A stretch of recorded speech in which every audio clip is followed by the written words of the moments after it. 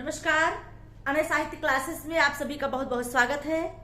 मैं आप लोगों को रस के अगली कड़ी में आगे ले चलते हुए आज रस के प्रकार बताने वाली हूं। मैं आप सभी को रस के प्रकार में सबसे पहला है श्रृंगार रस। मैंने आपको बताया था कि अस्थाई भाव की संख्या कितनी होती है, 9 होती है और इसी 9 अस्थाई भाव के साथ आपके 9 रस होते हैं। तो पहला रस है श्रृंगार रस। इसका अस्थाई भाव है रति, गुण है माधुर्य, रीति है वैदर्भी। वैदर्भी रीति, माधुर्य गुण और अस्थाई भाव रति। श्रृंगार रस की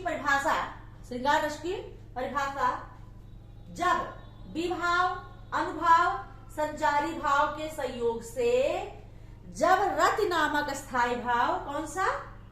रति नामक अस्थाई भाव उत्पन्न होता है तब वहां श्रृंगार रस होता है। विभाव अनुभाव और संचारी भाव के संयोग से जब रति नामक अस्थाई भाव पैदा हो, उत्पन्न हो, तो वहां पर होता है श्रृंगार रस। ये श्रृंगार रस की परिभाषा है, पहली परिभाषा। दूसरी परिभाषा है जब नायक नायिका का परस्पर प्रेम मिलन या वियोग की स्थिति हो। जब नायक नायिका का परस्पर प्रेम या वियोग उत्पन्न होता है तो वहां श्रृंगार रस होता है। मिलन की स्थिति में भी और विरह की स्थिति में भी क्या होता है? श्रृंगार रस होता है। श्रृंगार रस के भेद, श्रृंगार रस के 2 भेद होते हैं। पहला है संयोग श्रृंगार और दूसरा है वियोग श्रृंगार या विप्रलंब श्रृंगार। संयोग श्रृंगार वह होता है जब दंपति के परस्पर दर्शन, स्पर्श, मिलन, श्रवण, आलिंगन से रति नामक अस्थाई भाव जागृत होता है तो उसे संयोग श्रृंगार कहते हैं। मतलब जब दंपति नायक नायिका पति पत्नी के परस्पर दर्शन होने से, स्पर्श होने से, मिलन होने से या श्रवण मतलब उनकी आवाज सुनने से या आलिंगन होने से जब रति नामक अस्थाई भाव जागृत हो दोनों के अंदर तो वहां पर क्या होगा? संयोग श्रृंगार होगा। जैसे कहत नटत रीझत खिझत मिलत खिलत लजियात भरे भान में करत है नैनन ही सो बात। यहाँ पर जो है राधा गोपियों और राधा कृष्ण के बात, प्रेम की बात हो रही है। क्यों कहते हैं नटते हैं, रिझते हैं, खींचते हैं, मिलते हैं, खिलते हैं, लजियाते हैं। उसके बाद भरे भाव में करत है, वो जो है भावों में आंखों ही आंखों में क्या कहते हैं? नैनों से नैनों की बात होती है। तो यहाँ पर क्या नायक नायिका का मिलन हो रहा है, आंखों ही आंखों में, नैनों ही नैनों से, भावों से, इशारे से बातें हो रही है। तो यहाँ पर संयोग श्रृंगार होगा। अगला है बतरस लालच लाल की मुरली धरी लुकाए शौह करे भावहन हसे गयन कहे नटी जाए। तो यहाँ पर गोपियां और कृष्ण का संवाद है, प्रेम है, जहाँ की बतरस लालच लाल की, लाल मतलब गोपाल से बात करने के लालच में यहाँ पर गोपियां मुरली छुपा के रख देती है, लुका के रख देती है। और जब वो मांगते हैं, कहती है सौगंध खा रही हूं मैंने मुरली नहीं ली है। और उसके बाद जब बहुत देर तक बात कर लेती है, फिर कोई कहता है दे दो, दैन कहे, कोई देने को कहता है, फिर मुकर जाती ना, मैंने तो सौगंध खा लिया है, मैंने तो मुरली रखी ही नहीं। तो यहाँ पर भी उनका क्या है? परस्पर प्रेम है और ये क्या है? श्रृंगार रस है। श्रृंगार का कौन सा पक्ष है? संयोग श्रृंगार है।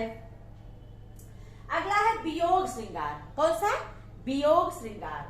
जब नायक नायिका का परस्पर प्रेम अत्यधिक हो, प्रेम तो हो अत्यधिक, परंतु मिलन ना हो, मतलब वो दोनों मिलने की स्थिति में ना हो, दूर दूर ही हो, तो वहां पर वियोग श्रृंगार होगा। क्या होगा?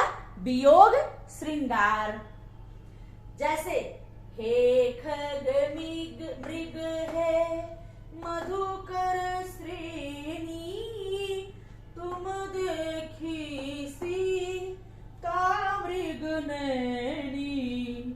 हे खग मृग है मधुकर श्रेणी, तुम देखी सीता मृग नैनी। यहाँ पर वियोग की स्थिति होती है जब सीता का हरण हो जाता है। राम और लक्ष्मण जब सीता जी को वन वन खोजते हैं, उस समय की चर्चा है। वो खग मृग वन के जंगल के जीव जंतु पक्षियों से पूछते हैं कि जो है आप लोगों ने कहीं मृग के नेत्र वाली सीता को कहीं देखा है?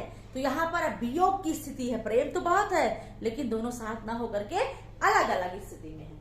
अगला है निस दिन बरसत नैन हमारे, सदा रहत वर्षा ऋतु हम पे, जब ते श्याम सिधारे। तो यहाँ पर गोपियों के और कृष्ण का वियोग होता है। गोकुल छोड़ के जब मथुरा चले जाते हैं, उस समय की स्थिति है कि उनके नेत्र जो है निस दिन बरसते रहते हैं। उनके नेत्र मतलब अश्रुओं की धारा बहती रहती है। सदा ऐसा लगता है कि जैसे उन पर सदैव वर्षा ऋतु छाई हुई है। और जब से श्याम गोकुल से छोड़ करके मथुरा चले गए हैं, ऐसा लग रहा है तब से उनके नेत्र हमेशा आंसुओं से बहते रहते हैं। उनके नेत्र से आंसुएं बहती रहती हैं और ऐसा लगता है मानो वर्षा ऋतु उन पर छा गई हो। आचार्य रुद्रट ने वियोग श्रृंगार के 4 अवस्था और 10 दशा बताई। कितनी? 4 अवस्थाएं और 10 दशाएं बताई है वियोग या विप्रलम्ब श्रृंगार के आचार्य रुद्रट ने।